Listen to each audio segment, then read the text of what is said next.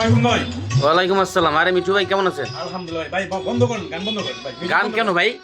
আরে বন্ধ করেন আগে আপনি।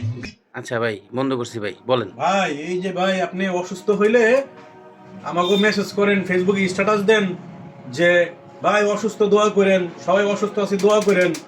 অথচ সুস্থ থাকলে আল্লাহ রাসূল ভুলে যান। হ্যাঁ, এমন কাম করেন যে আশেপাশে যেন ফেরেশতা ভিড়তে না পারে, শয়তানরা বসবাস করতে পারে, সে ব্যবস্থা করেন। হ্যাঁ, গান শুনলে কি আশেপাশে ভেস্তে থাকে না? আর আমি তো উল্টো পাল্টা কোনো গান শুনি না, কোনো হিন্দি মিন্দি কিছু ডিজে মেজে শুনি না তো ভাই। এই মাঝে মধ্যে একটু রবীন্দ্রসঙ্গীত, একটু নজরুল সঙ্গীত এইগুলো শুনি ভাই, অন্য কিছু শুনি না তো। বয়স হয়েছে বুঝেন না, এখন তো অন্য গান টান ভালো লাগে না। মিয়া বাপ দাদার মুসলমান, ওই গতানুগতি আপনার মুসলমান।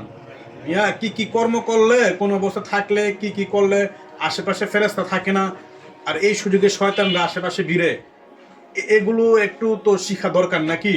আশেপাশে যদি ফেরেশতা না বসবাস করতে পারে, সেক্ষেত্রে শয়তান বসবাস করে, আর শয়তান বসবাস করে শয়তান শুধু কুমন্ত্রণা দিব, কুমন্ত্রণা। আমি তো জানতাম না বিষয়টা, আপনি একটা গুরুত্বপূর্ণ ব্যাপারে আমার বলছেন। আসলে এটা আমাদের জানা দরকার সবারই। আসলে যদি ভালো ফেরেশতা যদি আশেপাশে না থাকে, তাহলে তো খারাপ ফেরেশতা কুমন্ত্রণা দিব, খারাপ কাজ করাইবো, খারাপ কাজ করার জন্য উৎসাহ দিব। আসলে তো এটা একজন মুসলিম হিসেবে ঠিক না। এটা আমার না, শুধু সবারই এটা আসলে ভাই জানা দরকার।